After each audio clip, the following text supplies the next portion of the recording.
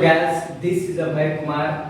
मैं आप सबके लिए एक बहुत ही इजी स्ट्रक्चर लेकर आया हूँ जो यहाँ पे मैं बोर्ड पे लिखा हूँ, और ये स्ट्रक्चर बहुत ही यूजफुल होगा आपके लिए, जो आप अपने डेली लाइफ में इसे आसानी से यूज कर सकते हैं।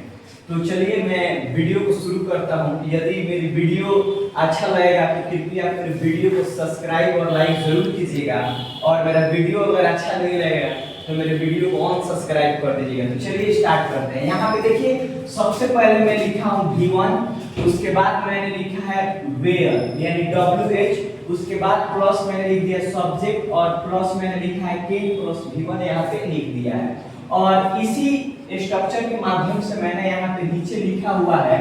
चलिए तो हम इसको बनाते हैं बहुत ही आसानी से, बहुत ही इजीली तरीके से हम इसे बनाएंगे। तो सबसे पहले देखिए यहाँ पे लिखा है जाओ, तो सबसे पहले यहाँ पे मैंने लिखा V1, तो V1 लिखा हूं, तो सबसे पहले देखिए यहाँ पे जाओ लिखा है, तो जाओ का इंग्लिश क्या होगा बाबू? तो जाओ का इंग्लिश गो होगा। तो यहाँ पे हमने क्या लिख दिया? गो लिख दिया। उसके बाद देखिए मैंने लिखा है जहां। अब जहां का इंग्लिश मेरे दोस्त वेयर होता है। जहां का इंग्लिश क्या होता है? वेयर होता है। तो जहां के लिए क्या रख दीजिएगा? वेयर रख दीजिएगा। तो यहाँ पे हम क्या लिख देंगे? वेयर लिख देंगे। अब देखिए उसके बाद क्या है? वेयर के बाद तो सब्जेक्ट है। अब इसमें देखिए जहां के बाद इसमें क्या है? तुम है। तो यहाँ पे तुम क्या है मेरे दोस्त? सब्जेक्ट है। तो तुम के लिए यहाँ पे क्या लिख दोगे?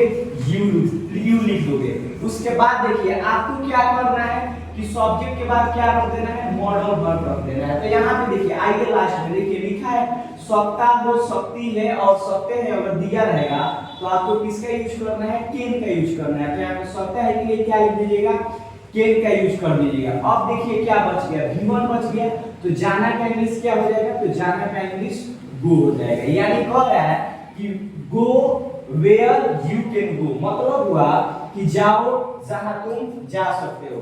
ठीक उसी प्रकार चलिए मैं एक और एग्जांपल लेता हूं। जैसे मान लीजिए मैं यहाँ पे एक सवाल लिखता हूं कि पढ़ो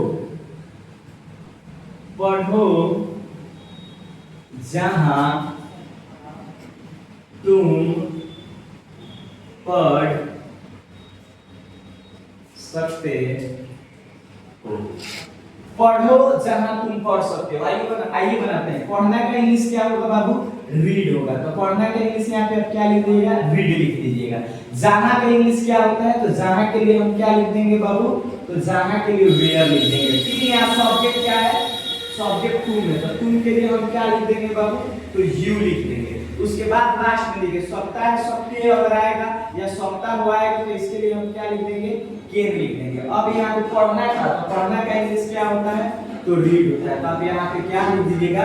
रीड लिख दीजिएगा। तो इस तरीके से आप इतने आसान स्ट्रक्चर को आसानी से बना सकते हैं इस रूल के माध्यम से। तो आपको ज्यादा दिमाग नहीं लगाना है। अगर इस तरीके से आप घर पे डेली 5-5 प्रयास करते हैं, 5-5 स्ट्रक्चर लिखकर प्रयास करते हैं, तो आप आसानी से इस प्रकार के स्ट्रक्चर को बना सकेंगे जो ये आपके डेली लाइफ में बहुत ही काम करेगा।